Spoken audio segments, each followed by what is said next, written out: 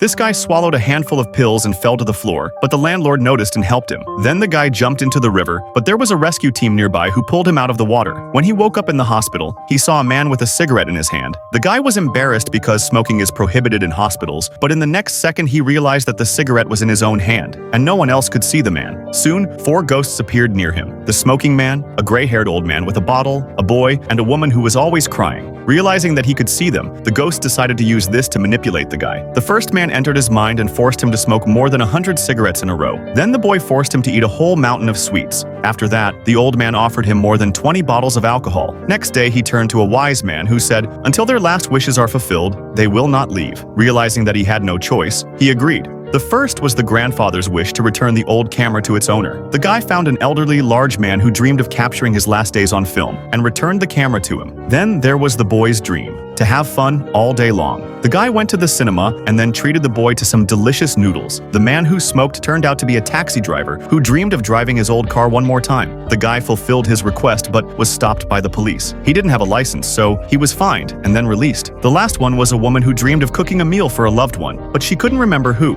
Then the guy offered to cook for him and got a whole feast. Having fulfilled all their wishes, he asked the ghosts to leave. The next morning, the guy woke up alone and it seemed that all this was in the past, when suddenly a colleague noticed that there was Indian cumin in his dish, not spinach. The guy replied that his mother used to cook it that way and froze at that moment. He realized that the crying woman was his mother. Running home, he remembered that the boy was his younger brother, the smoking man was his father, and the old man with the bottle of alcohol was his grandfather. Once the whole family was traveling in a taxi, but as a result of an accident, the car fell off a cliff, and he was the only one who survived. After the accident, he lost his memory, but now he remembered everything.